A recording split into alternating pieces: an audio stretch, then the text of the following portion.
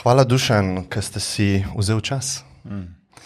Ena stvar, ko smo se začela dogovarjati, mi je bila zelo zanimiva in to je sicer, ker ste mi omenil, da vam ni toliko interesu podajati informacije ljudem, ki si vedno želijo nekaj novega. Ne? In to mi je bilo zelo zanimivo, ker seveda sem jaz tudi sam dostikrat kriv tega. Ne? Konstantno išče neko zanimivost, neko novo stvar. In glih danes sem razmišljal zjutraj, zakaj je temu tako, ne? Zakaj se na nek način toliko bojimo tega dolgčasa? Ne? Zakaj nam je dolgčas boleč? Zakaj nam ni prijeten dolgčas? Ne? In mogoče preden začneva, tako kot ponavadi začnem s temi zgodbami, malo lahko to pokomentirava. Ne? Zakaj se vam zdi, da je tako narejen skozi evolucijo? Zdaj vprašanje, kaj je evolucija, vprašanje, kaj je Ok, gremo po vrsti. Vprašanje, kaj je dolgčas. Mogoče ne bi rekli dolgčas, ampak mogoče bi lahko temu dali drugo ime, to je nemir. Torej, ki je v osnovi etimološko nekaj nasprotnega kot dolgčas. Nemir je tisto, kar žene človeka, se mi zdi, skozi to, čemu ste rekel, evolucija. Torej, ta nemir je tisto, kar je najbolj pripeljalo danes do tega, da bo človek malo poletel na Mars. In nemir je bil tisti, ki je Leonarda da Vincija vodil k številnim nekim izumom in tako naprej. In mi lahko rečemo, da je to nekaj ustvarjalnega v človeku. Mogoče je značilnost sodobnega človeštva ali pa človeštva morda že nasploh, ko sprašujete o dolgčasu in o nemiru, da rečemo temu nemiru kreativni nemir, ki ustvarja, izboljšuje življenje, olajša. Ampak včasih je dobro, da bi bil ta nemir morda usmerjen ne toliko v zunanji svet, torej ne toliko v ustvarjati nekaj. Ta isti nemir, povsem isti nemir, je mogoče usmerjati v neka druga raziskovanja. In ta raziskovanja so religije, so posamezniki skozi tisočletja, kakor jih poznamo, ki so iskali s tem najbrž istim nemirom, s to isto energijo, če tako bolj popularno rečemo, skozi pač vsa ta tisočletja. Tako da nemir je nekaj, kar se mi zdi, da je povsem naravnega v človeku, ki še ne razume. In bolj ko človek začenja razumevati ta nemir, bolj ga zanima, odkot pa ta nemir, kaj to pravzaprav pomeni. Tako sam vidim ta vidik vašega vprašanja. Torej, če sem prav razumel, nemir ni nekaj slabega, ampak slabo postane, ko je uporabljeno na napačen način. Pa tudi napačen lahko dava v navednice. Ne? In tudi slab. Na slab, se pravi na nemir, ki da zaradi nemira išče rešitev v nečem zunaj sebe. Ampak in hoče tam to težavo rešiti. Če hočeva biti dosledna, Deva, ja. Potem je dobro videti, kaj je in kaj je nemir. Ali je to dvoje, ali je to nekaj, kar je eno. Torej, ali je to, čemu rečemo nenehno šviganje misli, idej in podobnega, ali je to nemir? Torej, da nista in nemir neki dve ločeni stvari, ampak da je najbrž to nekaj, kar je morda zelo blizu. In ko umirimo nemir... Mi ne moremo nikoli umiriti. To je, kakor sam vidim, raziskujem, verjamem in izkušam. Se lahko umiri samo od sebe. Ampak z našo pomočjo. Torej ne gre za to, da bi mi umirjali kajti kadarkoli bomo mi želeli umirjati bomo ne umirjali.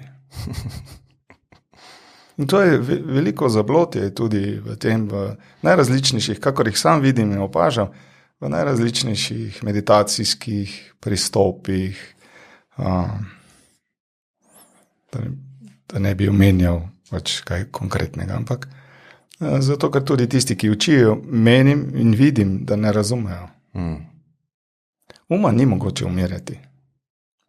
Poglejte, to je, recimo, če lahko uporabim neko analogijo, ste zagotovo že kdaj tekel po gozdu, po pravih gozdnatih, morda črnih tleh in po kakšnem dežju se vidi, kje je kakšna luža, ki je zelo kalna in ker je veliko morda tekačev šlo mimo ali pa kakšne živali so notri stopili in je kalna luža.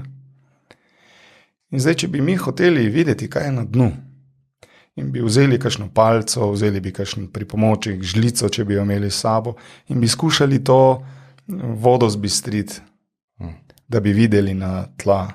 Bi videli? Ne, če pa bi pustili, počakali in pustili, da bi ta droben mul ali kakorkoli pač temu pravimo, sam sedel na tla, bi videli, kaj je na tleh. Tako da, to je neka analogija, ki se velikokrat sicer tudi uporablja v teh, mogoče bolj zenovskih ali pa tudi kakšnih drugih tradicijah. Ampak eno je to, kar se nam zdi romantično za razumeti in lepo za slišati, ker je nenavadno, ker je drugačno. Drugo pa je, kako mi to zares doumemo. Morda razumemo že. Doumemo, pa sam vidim kot nekaj drugega, kakor razumemo. Torej, doumemo morda, da nekako ponotranjimo, da smo gotovi, da verjamemo, da smo predani temu, kar smo doumeli. In smo v neki skrajni različici pripravljeni dati vse za to, ker mi vemo, ker mi verjamemo, mi smo doumeli, da je nekaj, kar smo doumeli. Ja, se bo vrnila nazaj na to temo, ampak lahko pa zelo me zanima, nekaj sva se že na tem najnem kratkem sprehodu pogovarjala, ne? Ampak nisva šla zares nikamor, ne? Prišla sva pa k vam. Ja, tako. In zdaj se to naprej odvija, ne? Kako ste se vi osebno začeli spoznavati s temi vzhodnjaškimi filozofijami nedelovanja, če lahko tako rečem. Mogoče vsega skupaj nisem tako razumel pred tolikimi leti, kakor morda razumem zdaj. In morda čez nekaj let bom nekatere stvari razumel morda še širše. Ampak kar se spomnim sebe, pomeni tam že pred začetkom osnovne šole, je mene zanimalo, kaj je to življenje, kaj je to smrt, kaj je to človek. Pač na nek otroški način. In na nek način sem kot otrok vedno bil malo drugačen, čeprav morda, če bi zdaj vprašal veliko ljudi, bi veliko ljudi reklo, da je bilo kot otrok malo drugačen. Tako da to mogoče ni nekaj posebnega. Ampak jaz se spomnim recimo 3. razreda osnovne šole, ko smo po zimi čez manjši gozd v Mariboru, tam, kjer sem stanoval, smo odhajali iz šole domov. In takrat se mi je zdelo, da je veliko snega, pa vremenoslovske statistike pravijo, da je bilo takrat 30 let ali 40 let nazaj, pa še več, veliko snega, veliko več kot zdaj. Se spomnim, da ko sem videl te prizore, dreves, kako so stisnjena od snega in kako se bodo ravno kar zlomila, sem porabil na tisti kratki poti, morda 300 metrov, 400 metrov. Do doma sem porabil včasih 2-3 ure, ker sem imel idejo, da moram rešiti ta drevesa in sem tresel sneg. Potem sem večkrat se je zgodilo, sem prišel domov, ves moker in je mama rekla, ja, kaj si pa tak moker? Nič, pa toliko snega je, pa malo smo se kepali. Ja, ampak drugi so že 1 uro doma, ker smo stanovali v bloku in je bilo veliko otrok, tak delovski blok je bil. In pol sem le nekako, mi je bilo nerodno. Sem povedal, da pač drevesa tam bojo umrla. In na ta način sem gledal življenje že ves čas. In potem mislim, da 5., 6. razredu osnovne šole, pri predmetu zgodovina, ko smo začeli obravnavati stare Grke. Takrat pa se mi zdi, da se je zgodil en tak premik, v katerem sem spoznal, da to so pa bile civilizacije, ki so se ukvarjale s tem, kar mene zanima. No, in od takrat naprej nekako jaz intenzivno raziskujem, bi rekel, človeka ali pa sebe. Sem bil star, mislim, da v 8. razredu osnovne šole, ali pa sem končal 8. razred, ko sem šel s sosedom iz bloka, ki je bil šofer na špediciji, prvič v življenju na Nizozemsko. In takrat se je začelo moje odkrivanje sveta, življenja, ljudi. To me je zanimalo ves čas. In potem sem, ker sprašujete pač od kdaj, in potem vse poti so me potem vodile tja.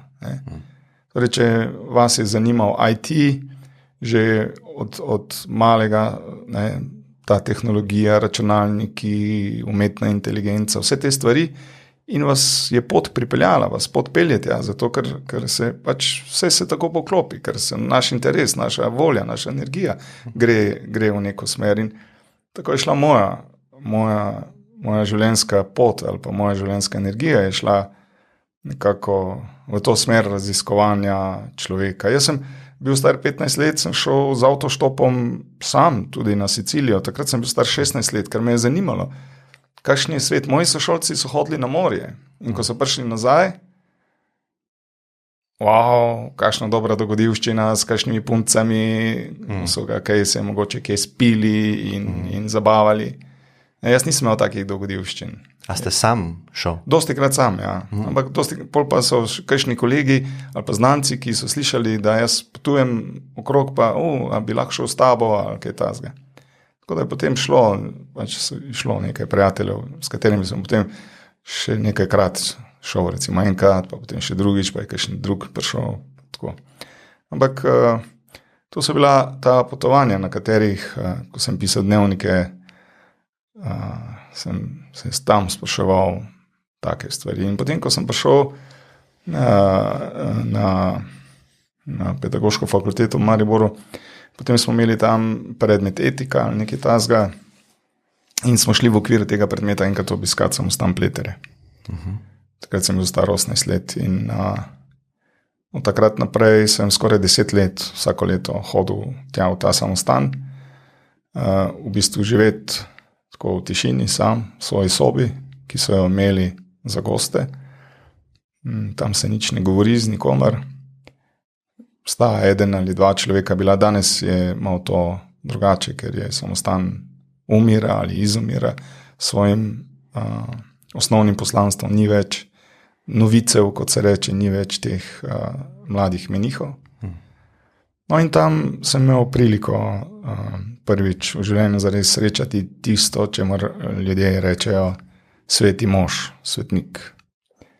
In to je bil pater Wolfgang, s katerim sem v bistvu lahko se pogovarjal o teh stvarih, ki so me zanimale.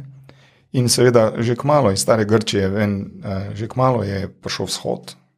Torej že v osnovni šoli je prišel vzhod, Indija, pa sem že bral, mislim, da Tagoreja, tako neke druge jogijske ali take filozofske literature sploh ni bilo. Tako da morda potem nekaj v srbo-hrvaščini. No, ampak s tem patrom sva veliko lahko o tem govorila, on je bil sicer Avstrijec, ampak v bistvu pa ni govoril veliko. In v bistvu nisva veliko govorila, čeprav meni se je zdelo, da sva, no, ampak on je delal te podobe za jaslice. Kipce, ja, iz gline in jaz sem mu hodil pomagati, torej gnesti to glino. In takrat tam so bila tiho oba in jaz sem nekako upijal tega duha njegovega. In kmalu sem spoznal, da takrat je bilo zagotovo kakšnih 10-15 bratov, kot se reče, ki niso posvečeni menihi in pa kakšnih 15-20 morda tudi teh menihov. Danes je vseh skupaj morda 10, kako slišim, ali pa še manj. In sem kmalu videl, da je ta pater Wolfgang za celo skupnost kot pač sveti mož. Tako da sem imel tako čudovito priliko. Tako da je ta moja spoznavanja s tem raziskovanjem, kaj je človek, kaj je življenje, so z mano skozi na nek način. Kako ste se pa prav, recimo, ne vem, a je bilo direktno, kako ste prišli do Zena, a je bilo vmes kakšnih postaj, kako se je ta stik zgodil s tem, s to vejo, če lahko rečem, budizma? Ne? V bistvu je tako, da jaz sem na enem potovanju, mislim, da po Siriji, Jordaniji ali nekaj takega, tam sem bil sam. Že prej sem koketiral preko literature in kakšnih, pač kolikor je bilo mogoče v srbo-hrvaščini dobiti, v slovenščini zelo malo. Pač ker je bila takrat Jugoslavija in je bila ta literatura dokaj pač na voljo. Sem koketiral s to literaturo in tako. In sem poznal jogo, sem slišal za te stvari in tako. In potem sem enkrat mislim, da v Amanu, v Jordaniji, nekaj sem šel iz hotela, kjer sem stanoval, sem šel na železniško postajo, nekaj sem mogel iti, ne spomnim se, neko pravek sem imel. Se pa še zdaj ta trenutek živo spomnim, nekih 2-3 stopnic, pa tiste železniške postaje, zelo vroče je bilo, sončno. Kako sta bila tam čistilca čevljev.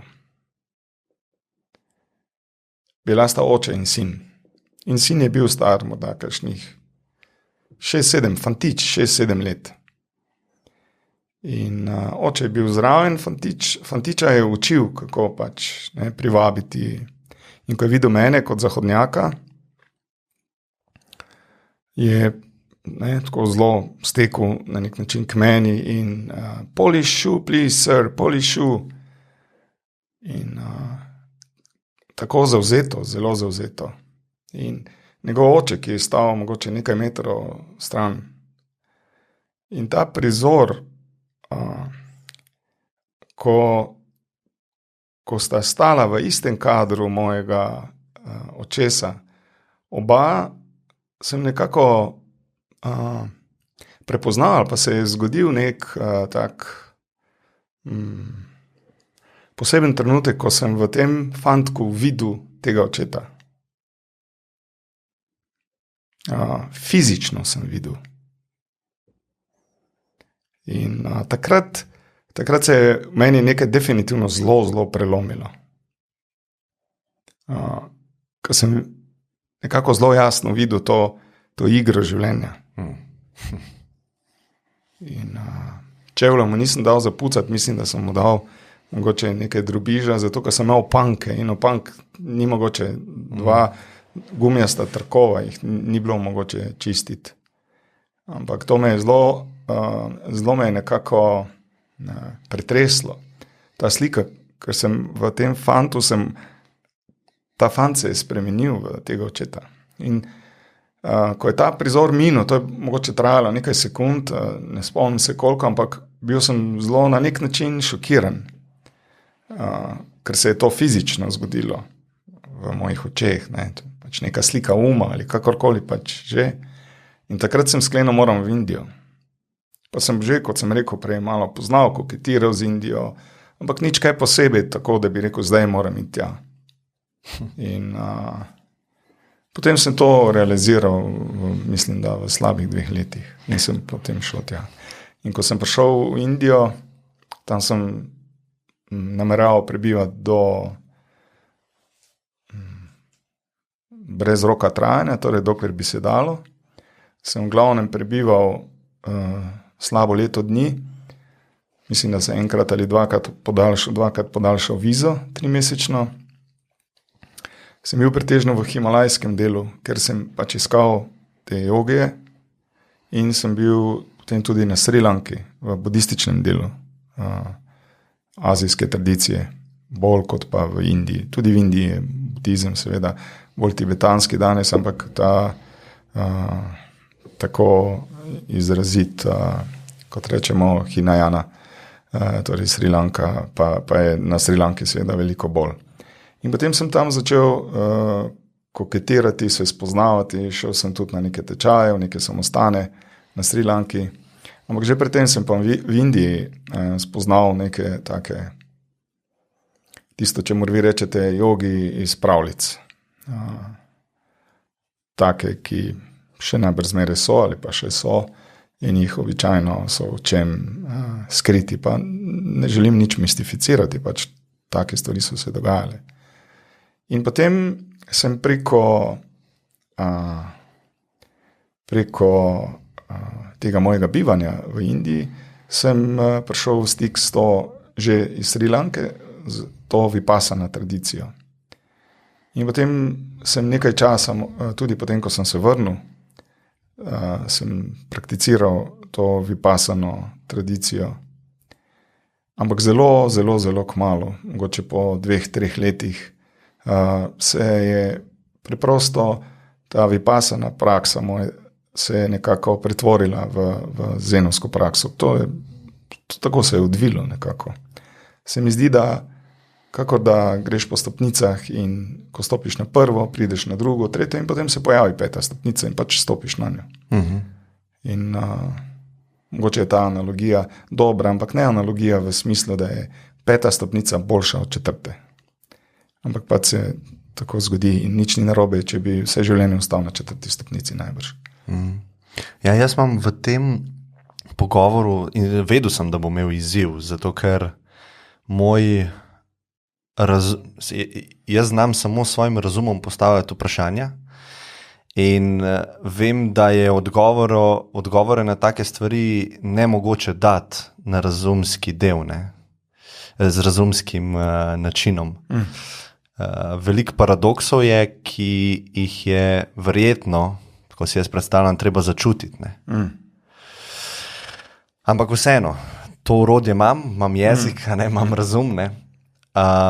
Zato bi me zanimalo, kaj lahko poveva o tem, kaj vi poučujete, kaj je tisto, kar poučujete, pa zakaj je to dobro, če je dobro. Jaz se trudim v bistvu nič poučevati. Trudim se prenesti na sočloveka tisto, kar se mi zdi, da je za vsakogar dobro in pomembno. In to je, da bi človek zmogel nekako priti v stik s tem svojim bistvom, ki je nekako običajno malce zakrito, predvsem zakrito strani tistega, čemu rečemo goli razum. Pomeni, da skušam sočloveku samo, da nimam skozi te 3-mesečne tečaje, da skušam sočloveku odstirati neke pokrajine, ki so v njemu in jih ne pozna. In to so pokrajine, lahko rečemo, lastne biti. Razum tudi pozna svoje pokrajine, ampak razum bolj pozna pokrajine čutov, zunanjih čutov.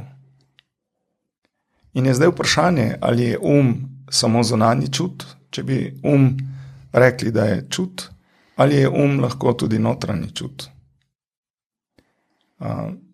To je lahko vprašanje retorike morda, ampak v praksi pa je tisto čudovito orodje, ki lahko človeka pripelje v te druge pokrajine. In to skušam nekako podati svojemu sočloveku. Nič drugega. Torej ne želim nikogar poučevati in na tej poti, da nimo na teh 3 mesečnih tečajih, ki jih zdaj zadnje 2-3 leta izvajam. Vsi udeleženci so, ali pa večina, zelo velika večina, lahko rečem zelo, zelo velika večina, vidi zelo kmalu, da v budizmu skoraj nič ne govorimo ali morda čisto nič, da o zenu zelo malo govorimo ali čisto nič in da govorimo o srčiki zena, ki je ni mogoče zapakirati. In to je iti iza uma, če rečemo zelo enostavno. In to ni nekaj težkega, to je nekaj, kar je bilo na voljo vedno vsakemu človeku, kjerkoli na tem planetu. In različne stare tradicije so z različnimi potmi prihajale do tega. Severnoameriški indijanci oziroma južnoameriške, afriške tradicije. Vsi so imeli neke svoje načine, svoje poti, ki so bile prilagojene podnebju, prehrani, nekim drugim tradicijam. In seveda tak način ni zelo vabljiv, ker nima veliko celofana. Tak način ne privlači mnogo ljudi. Sej to je tisto, kar se danes dogaja, kar smo se tudi dotaknili na sprehodu. Ne? Naš zahodnjaški želi vedeti, kaj bom jaz imel od tega, ne? Kaj so prednosti. Ne? In jaz bi rekel, po sreči, po slučaju in srečo imamo, da te prakse tudi fizične ali pa razumske stvari izboljšujejo. Ne? Se pravi, manj stresa imam, bolj sem lahko fokusiran, boljše spim, bolj sem miren, bolj sem srečen, recimo, če sedim v meditaciji, ne, redno. Ampak se mi zdi, da prideti čez to obzorje, ne, da dojame človek, da mogoče se skriva še nekaj drugega v tej praksi ali pa v nas, ne, ker to je opazovanje nas, ničesar drugega. Ne vem, če bi se vi strinjali s tem. Ne.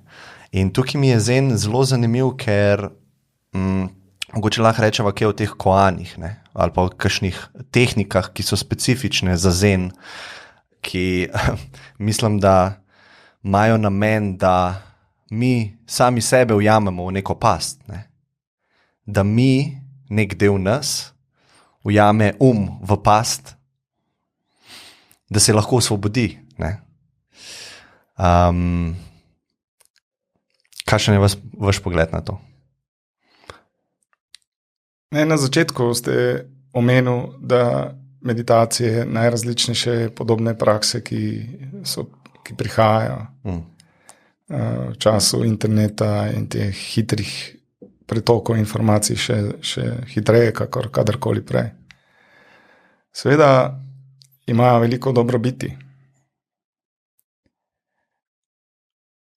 Ampak recimo čuječnost je zdaj nekaj, kar je tako zelo, zelo popularno.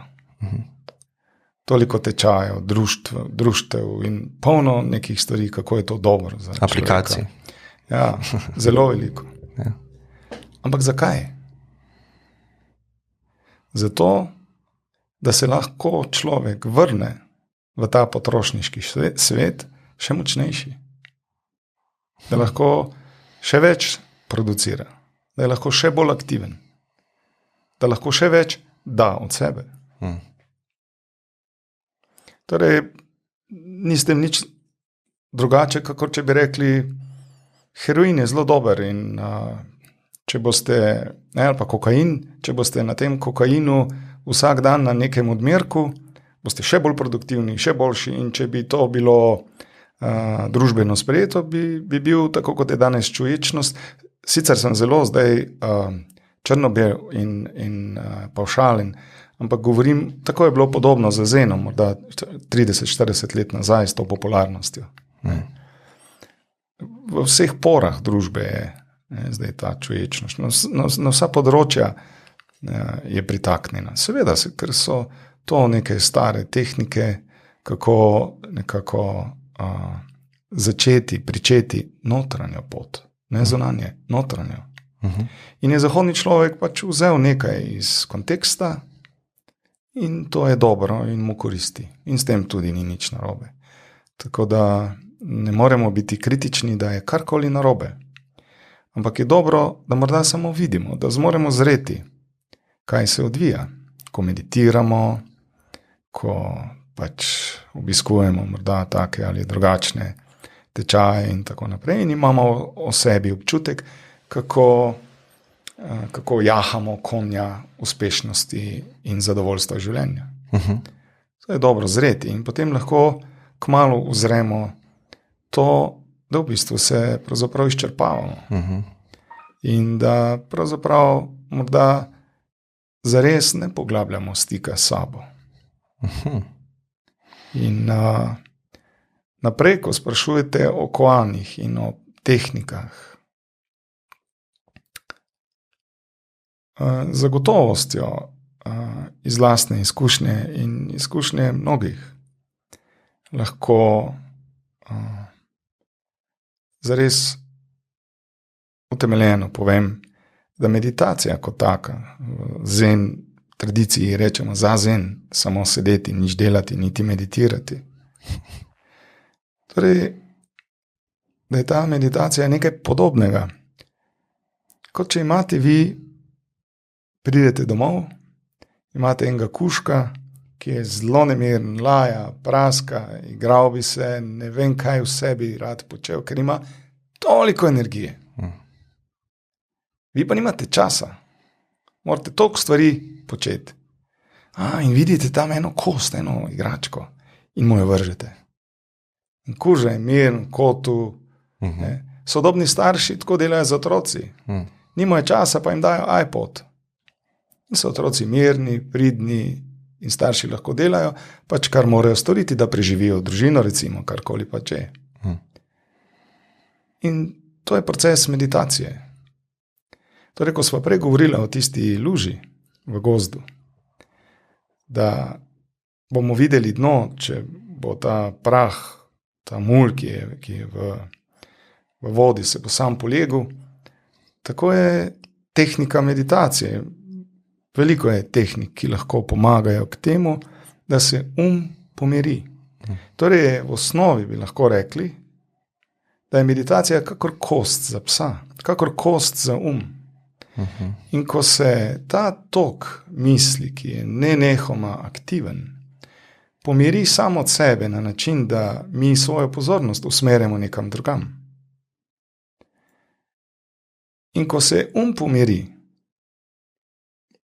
ko rečemo, ko je miren, lahko bi rekli zelo preprosto, ko ni misli, ampak to je tako sfižena beseda, da jo je grdo uporabljati. Ampak ko ni recimo, da rečemo, da ni misli, potem morda se šele prične to, zaradi česar mi dva danes tukaj sediva.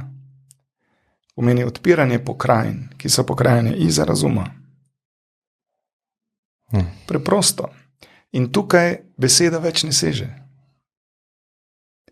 In koani, pa razne zenovske zgodbe, imajo isto vlogo, kakor zazen, kakor meditacija.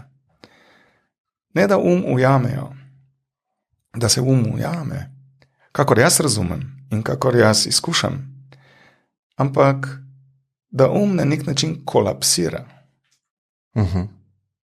In ko kolapsira, če rečeva zopet, da se prekine ta tok misli, se ponovno odpre pokrajina izza. In o tej pokrajini ni mogoče govoriti. Lahko govorimo v prispodobah. Ampak te prispodobe so nekaj zelo spolskega, ker lahko se ali zaustavimo na njih in smo zadovoljni z njimi, ali pa nas zavedejo. Ja, se strinjam. Vrnil bi se nazaj na teh par začetnih stavkov, ki ste jih rekel, da namen teh popularnosti mindfulnessa v današnji družbi, čuječnosti, ne, je, da bolj pašemo v ta ustroj kapitalistični. Ne, da bolj pašemo, da smo bolj produktivni. Da smo bolj produktivni. Ne. To je seveda res z enega vidika. Ne. Z drugega vidika, pa recimo moja močna intuicija je, da tudi če je to kost temu psu, je to lahko za veliko ljudi, zdaj če si iz lastnih izkušenj govorim, začetek. Seveda, in to odličen začetek. Ampak lahko pa se ta igra zavleče 10-20 let, ne? Ja, absolutno. Ker se vrtiš okrog iste stvari. Ne? Absolutno, bravo. In se zato imamo izziv, ne? Oziroma jaz imam izziv, ne vem, koliko imate vi izziva. Ker rečem nekaj, pa se strinjava, ja, to je res. Pa rečem nasprotno stvar, ja, to je res. Ne? In zdaj tukaj sediva in govoriva o eni stvari, o kateri ne morava govoriti. Ne? In midva nakazujeva smer. Besede razumem kakor smer, kakor smernike. In to je vloga besed. Poglejte, midva sva tukaj v katerem nadstropju? Prvem, ne? Ampak midva imava za cilj čez 1 uro priti v drugo nadstropje, ker v drugem nadstropju je nek dober fitness klub, kjer bova razgibala svoje telo. In midva zato potrebujeva stopnice. Brez stopnic midva ne bi prišla do tega fitness kluba. Midva jih uporabiva zato, da prideva tja. In ko sva jih uporabila, midva pozabiva na stopnice. Torej, govorimo o smernikih. Stopnice so zgolj smernik, zgolj sredstvo, da pridemo do tega želenega drugega nadstropja. So pa pomembne. Brez teh stopnic bi midva bila zgubljena. Ali pa če bi bilo križišče 1000 cest in bi na eni pisalo fitness. In bi šla po tisti smeri, torej besede so potrebne. Ja, saj to sem želel orisati, ker ste vi veliko boljš povedal, ne? Ker veliko v svojem osebnem življenju promoviram tehnike meditacije kot pomembne in zelo lahko je ljudi prepričati v to. Ne? Verjetno, ker je to nekaj zanimivega in novega, ne? In mističnega, ne? Tako kot sva prej rekla. Ampak potem se ustavi nekje, saj tako sem jaz opazil, v tem, da ne znam dobro meditirati, je ponavadi rečejo, ne? Ali pa ne morem ustaviti misli. Ne? Seveda. In to je tista blokada, ki se pri začetkih skoraj vedno zgodi. Ne? In meni osebno je neko vodenje oziroma nek način, neke tehnike velikokrat pomagale prebroditi takšne blokade. In veliko več jih je. Ne? In zato jaz gledam to rast popularnosti kot nekaj dobrega, ne? Ker tudi to so stopnice, ne, proti temu. Ne? Absolutno. Zato se ne ustavljam pri promociji tega, ne? Ker itak je vsak sam, ko se usede. Ne? Takrat si težko frajer. Ne? In bil sem sicer polet prvič na 10-dnevni vipassani, ne? In to je bil lep primer za moj ko je bilo konec, ko bi temu rekel, frajerišenja, ne, jaz rečem. Tam nisi več frajer 6. dan, 7. dan, 8 ur na dan, sediš sam s sabo, veš, da sam sebi to delaš, ne znaš priti ven iz tega. Ne? In je izziv. Malo sem zdaj zašel, no, ampak kaj lahko zdaj o teh koanih, ne? A lahko dava primer enega koana, da bodo ljudje vsaj vedeli, o čemu govoriva, ne? In pa zakaj se tako čudno slišijo v našem razumu, oziroma ta tehnika, zakaj je tako absurdna, bi jaz rekel. Mogoče začeti treba malo prej, pri nečem, kar ste prej na začetku govorili, da ljudje rečejo, ali kdorkoli pač rečejo, ne morem ustaviti to, kar misli, to ni zame. Večinoma bi lahko rekel 101% tistih, ki pridejo na 3-mesečni tečaj, pridejo na način, da rečejo, ja, smo prebrali to, kar ste napisali na vaši spletni strani v tem tečaju, pa o izkušnjah prejšnjih udeležencev, in smo vseeno nas žene, da bi radi spoznali in radi zares v življenju meditirali, ampak to ni za nas, to ni zame, to vsakdo reče, ne zmorem, si želim, pa ne zmorem. Zgubim voljo, ker ne gre in tako naprej. 101% ljudi se ustavi v tej fazi, zato ker ne razumejo, ker jim nihče ni razložil tega procesa. In jaz že ves čas govorim o tem procesu.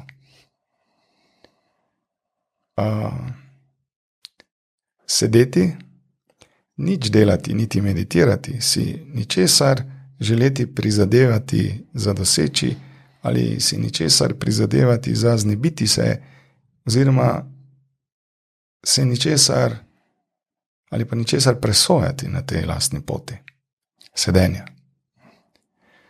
To lahko, tako kot vi zdaj prikimate, rečete ja, ampak ko se usedete, ni več tako. In prihaja nemir, ta isti nemir, zaradi katerega smo začeli s tem procesom, te meditacije ali kakorkoli že. In potem je hitro začaran krog. In zato ljudje odhajajo iz tehnike na tehniko, iz metode na metodo. Ker ena pa že je takšna, ki bo zame. In pri tem je seveda še veliko drugih pasti. Veliko mistike je okrog tega. Temeljno vprašanje pa je, zakaj? Zakaj bi jaz sedel?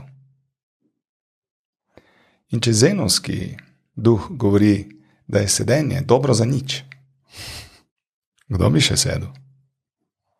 Jaz pa bi rad nekaj imel, nekaj bi rad dosegel. Jaz bi rad bil dober meditator, jaz bi ne vem kaj pač. Jaz bi rad nekaj dosegel. In ta proces ni nekaj, kar bom jaz dosegal. Kajti, ko jaz želim nekaj dosegati, sem se obsodil na neuspeh. S temi 10-dnevnimi vipasani imam veliko izkušenj. In sem nekaj let, prvih nekaj let, ko ni bilo nekih zenovskih retritov, kot temu lepo po slovensko rečemo, torej zenovskih odmikov v Sloveniji, sem precej hodil enkrat, dvakrat na leto na te 10-dnevne vipasana retrite v Italiji v glavnem.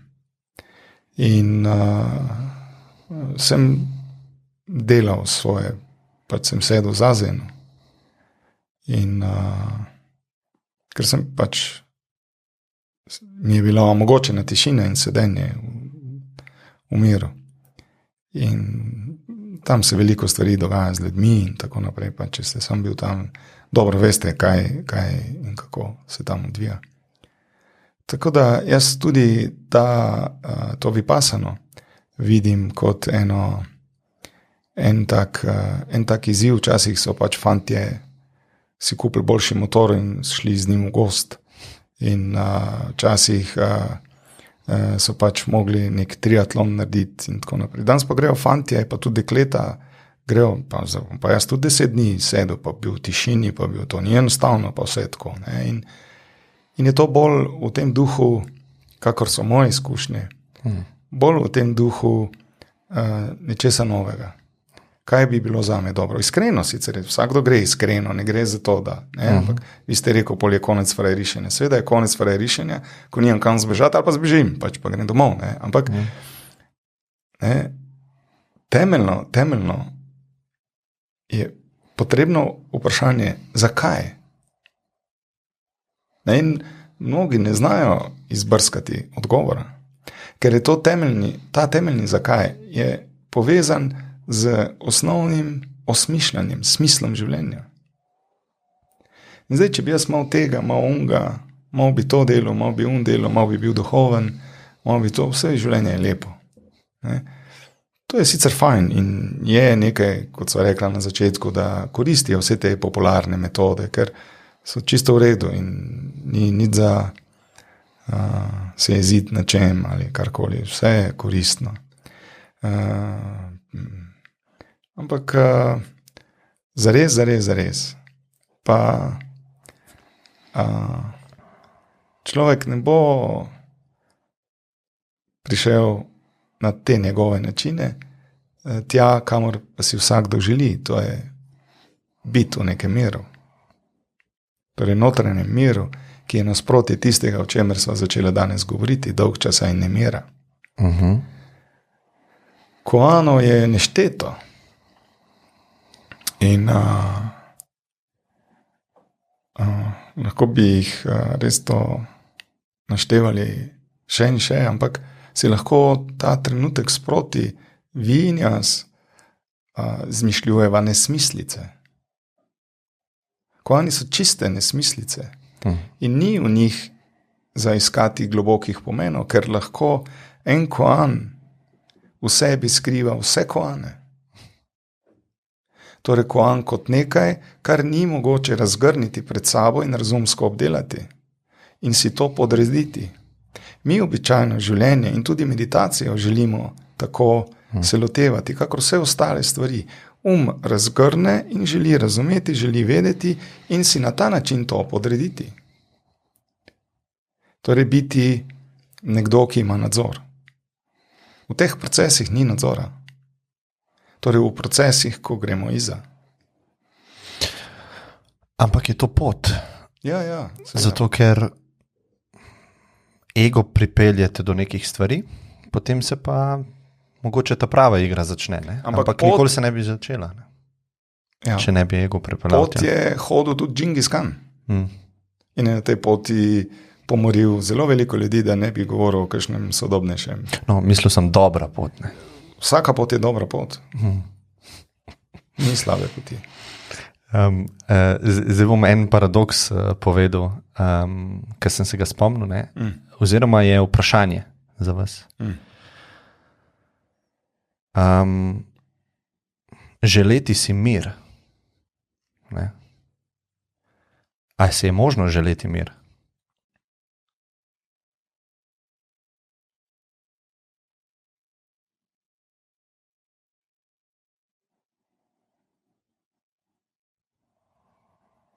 Ja, mir si v osnovi želimo vsi. Ampak tako dolgo, dokler si mi želimo mir, ga verjetno ne bomo imeli. Mir lahko postanemo z vsakdanjimi ravnanji, z vsakdanjim odnosom. Mir je ves čas tukaj. Si ga ne moremo niti želeti, ker je ves čas tukaj. Mir je vse, kar obstaja.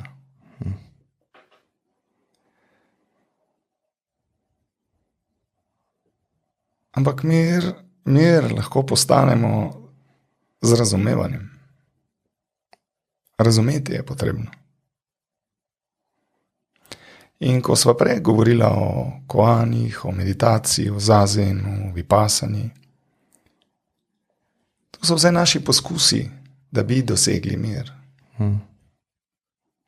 In se začnejo, in naš mir, če karikirava, se prične s temi poskusi. Drugače se ne more pričeti. Z nemirom se začne mir. Ja, ampak Torej, ko si želimo mir in meditiramo, gremo na vipassano, obiskujemo tečaje čuječnosti, čudovite stvari.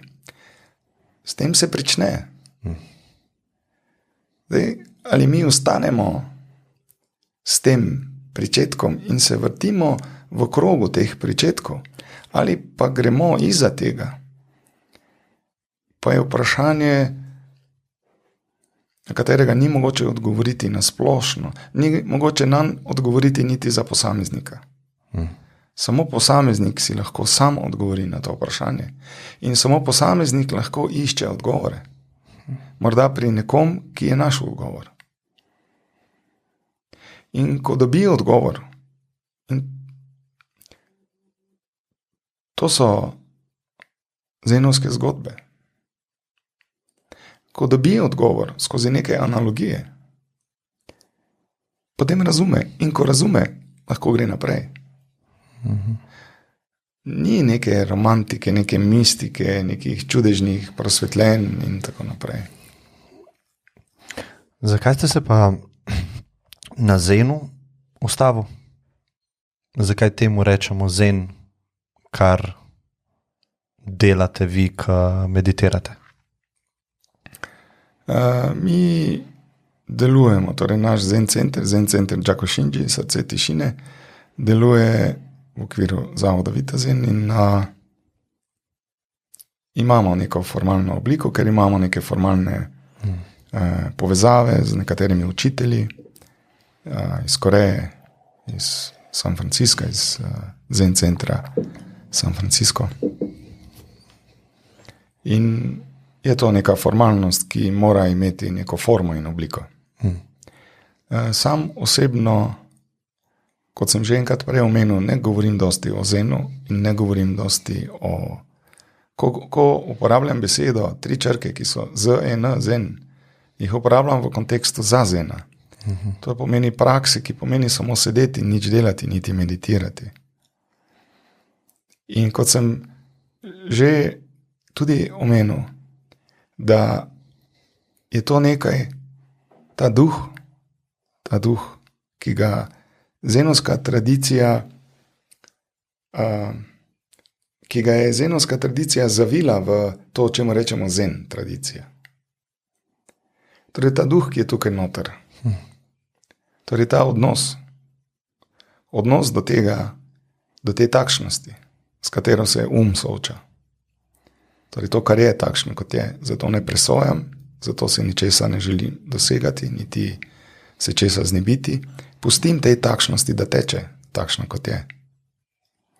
Torej pustim, da čuti, pač so takšni, kot so, tisti trenutek. Da tok misli je takšen, kot je, tisti trenutek. Torej pustim takšnosti, da je takšna. In sem na nek način distanciran, pa ne zato, ker jaz želim biti distanciran, ker tako razumem. Torej, ne gre za neko voljo, ampak ker razumem. Če vi razumete, da je strela samo pač nek naravni pojav in ko je daleč stran, se bogovi ne kregajo na vas, če pa pred 500 000 leti niso razumeli, pa je bila panika, ker se bogovi kregajo, denimo na njih. Torej, mi danes to razumemo.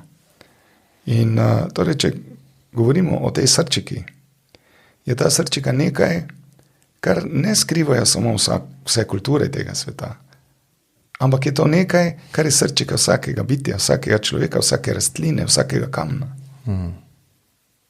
In tega, o čemer zdaj govoriva, ni mogoče zapakirati in ni mogoče razumeti. Kdo pa pusti toku, da je? Kdo, to mi je bilo zelo zanimivo, ko ste rekli, karkoli se v meni dogaja, lahko so to čustva, lahko je to jeza, ne? Sej, tudi to je del vsega. Ne? Kdo je ta, ki pusti temu, da je? To je vprašanje, ki običajno zelo zanima ta raziskovalni Kdo je ta? Kdo sem jaz? Seveda. In na začetku je vedno opazovalec. Torej, ko gre praktikant, če zdaj govoriva, ko gre po tej poti notranjega raziskovanja, je vedno opazovalec in je vedno opazovano in je vedno način opazovanja. To je vedno. In morajo biti vsi ti trije, brez vseh teh treh ne gre. Ampak ko sva govorila o tisti luži prej in ko sva govorila, da se odpre neka nova pokrajina, ni tam nikogar več. Hvala vam, Dušan, za tole. Vem, da ste omejeni s časom. Ja, moram čez 10 dobrih minut moram biti tam. Ja, se lahko še, imam še par vprašanj za vas, ampak rad bi se vam res zahvalil, no, ker ste se odzvali na to povabilo. Jaz sem hvaležen tudi za povabilo in kot sem že rekel, sem dobil občutek, da ga ne smem zavrniti. To me pa zelo veseli. Hvala vam. Ja, hvala. Hvala.